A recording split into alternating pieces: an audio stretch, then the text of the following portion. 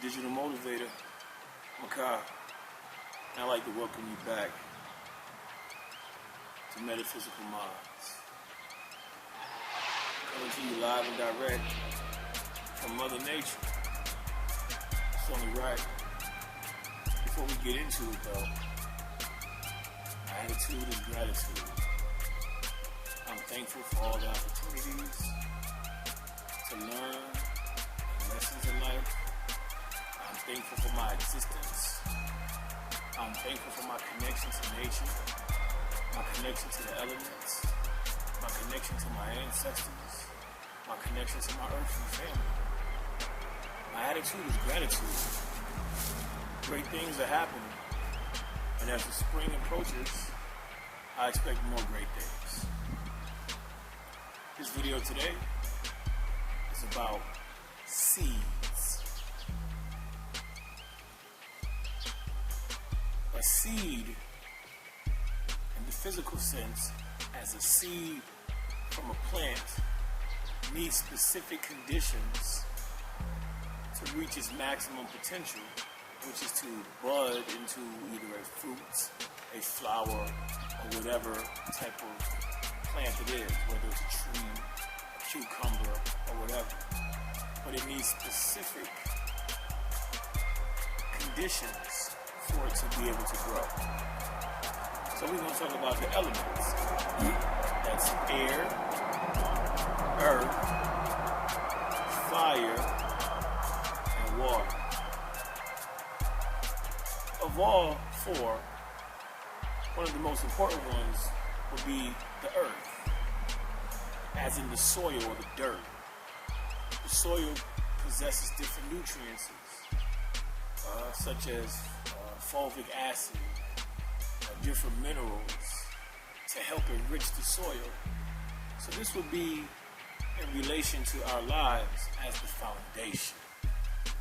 The foundation is very key, because if the soil doesn't possess the correct nutrients to give to the seed won't reach its full maturity. So the dirt can also be compared to the womb or the hidden place, because the darkness is the true light. So in the hidden place, things grow as well as in the light. So the womb is the place where it's hidden, it's protection. The womb is actually a physical manifestation of the symbology of Mother Earth. The earth constitutes as a womb because it brings forth life, and that's what a womb does. So the foundation is very important, because an unstable foundation will be the risk factor in the proper development of that seed. One of the next elements is very important, will be the water. The water. The water needs to go down into the soil and saturate the soil to help the germination process. The ironic thing is, during your development in the woman's womb, you are in an amniotic sac of fluid, which constitutes as water. Our whole development is in water, but the water is synonymous with the spirit, with emotions, with fertility, with amplification. And water is formless. It takes the form or the shape of whatever you put it in. And it's also one of the strongest elements. Well, it is the strongest because it comes in a liquid, a solid, and a gas. And as we're breathing, I'm breathing in water now. It's what H2O is. Oxygen.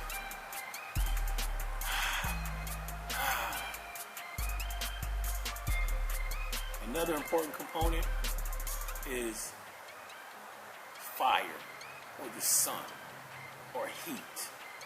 It needs to be a specific temperature for that seed to germinate. And once that soil is heated up, the seed begins to open up and the plant begins to grow and germinate. Now, obviously, the oxygen, which is air, plays an important role. Because once this plant is at full maturity, it will give off oxygen and take in our carbon dioxide. So these elements are very, very important to the development of a seed. But now let's take those same principles and take it into our regular physical life. Seeds can also be planted in your mind. When you plant seeds in your mind of your goals, your visions, or the things that you want to complete in life, there need to be specific conditions for that seed to germinate and reach its fullest potential. The foundation is very key. See, you have to have a mind that is steady and unwavering, because the moment that you decide you want to do something, there's going to be so many people that's going to doubt you. There's actually people that don't want to see your seed come to fruition. But this is where you create the environment for that seed to grow. So you need to have a solid mind, a clear mind, a concise mind, a direct mind, and be focused. You can't allow the outside things to deter you from what you're doing. Because in the process of making the seed grow, the sun's going to shine some days, but it's also going to rain some days. You have to make up in your mind that you're willing to go through whatever you have to go through for that seed to grow. Air is synonymous with communication. There have been studies where people play music around plants, even speak to their plants. You must speak to that seed that's in your mind. Speak it as if it is so, because it is so. Because this is above, and now here is below. So for you to manifest anything, you have to plant the seed here, because the universe is mental. So that air is very powerful. As they say, the praises go up, the blessings come down.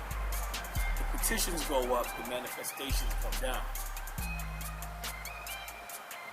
There's no limitations, because you create the environment in which the seed is to grow. We talked about water. Well, water would be the spirit. This would be the thing that's prompting you and guiding you and giving you a blueprint in which way to go. So that water is very powerful, because it also denotes your passion, your emotion. That's why they say when you love what you do, it's not work any longer. And you got that fire, that aggressiveness, that passion, that determination is that fire that keeps pushing you and say, hey, I'm going to complete this no matter what. But in the process, you got to also recognize that there's weeds that come to steal the nutrients from the soil, to debilitate the plant. Well, guess what those weeds are? There's your haters, your naysayers, sometimes your friends, sometimes your family, sometimes your exes, sometimes your current situations.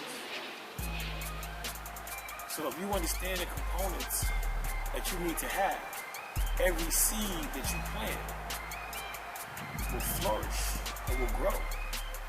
But in the same process, with the same mind frame, you must be mindful of those that plant other seeds of discord in your mind, that tell you that you can't achieve the things that you want to achieve, to tell you that you're not good enough, that want to measure you where you are right now. But if you haven't come to the place that you want to be, all that means is that your seed is in the dormant stage, which means that it's not a seed.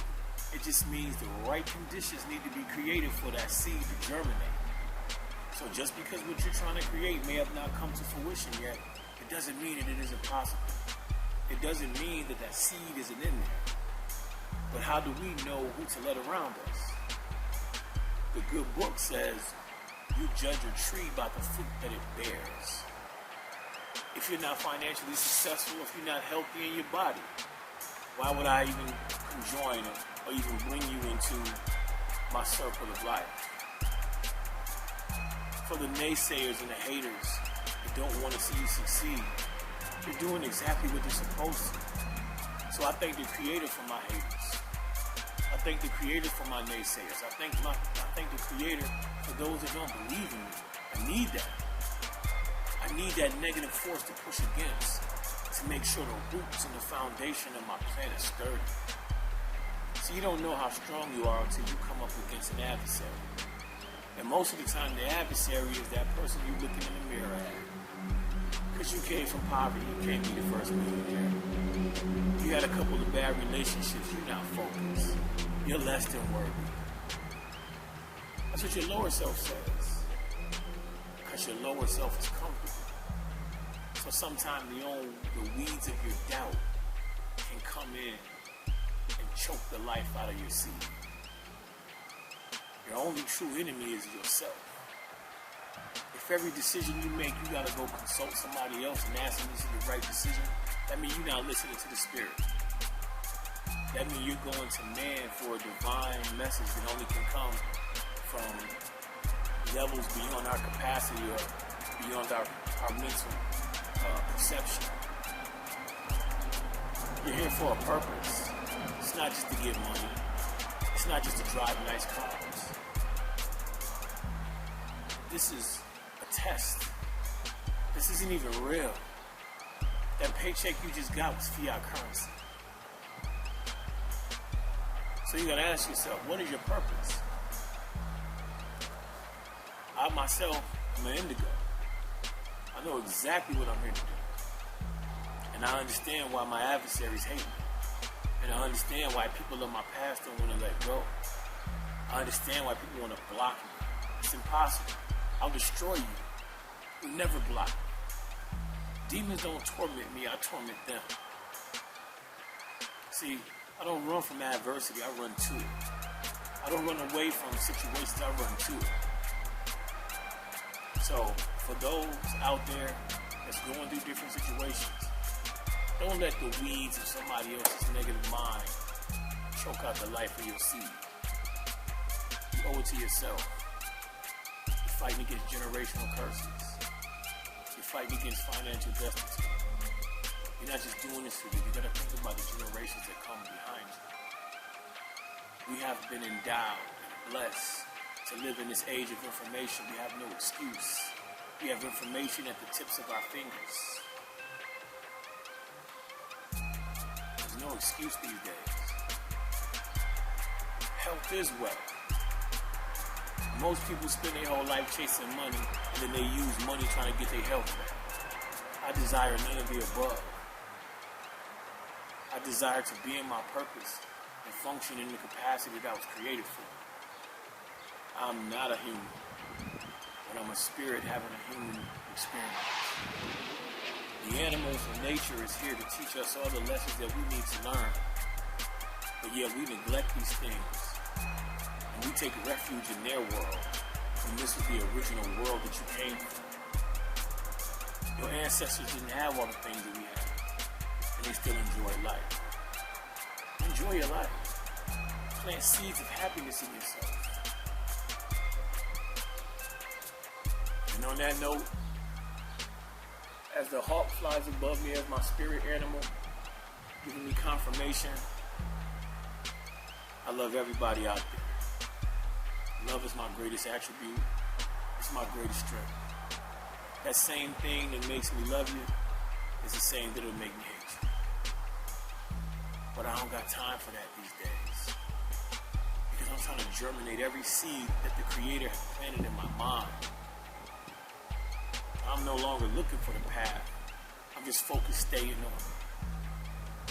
I don't measure myself by my material things. I measure myself by my heart and my mind, my intention and my purpose. So I may have been alive, but thanks to the Creator that I'm finally living.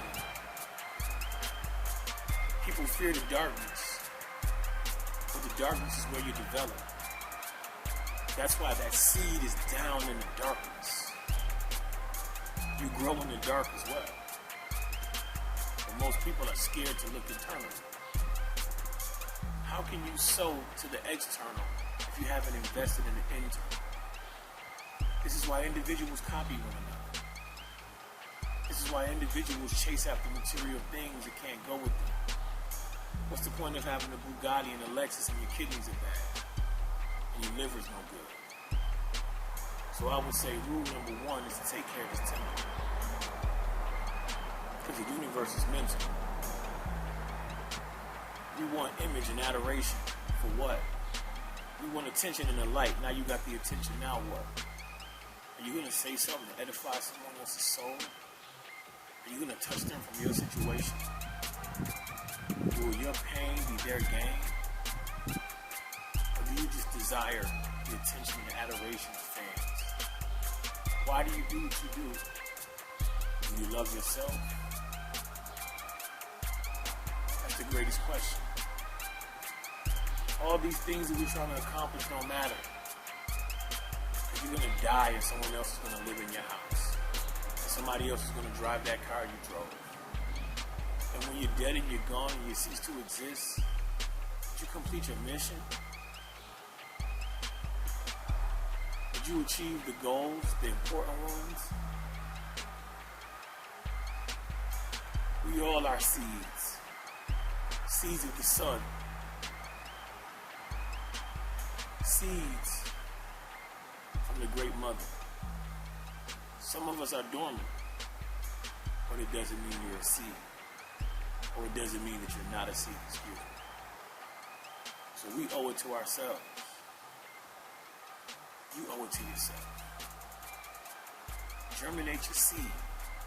Begin to water yourself. Create a condition in your mind that's conducive with the growth of your seed. This has been your brother Makai. I'd like to tell you to subscribe, like, and share this video. This has been Metaphysical Minds. Peace.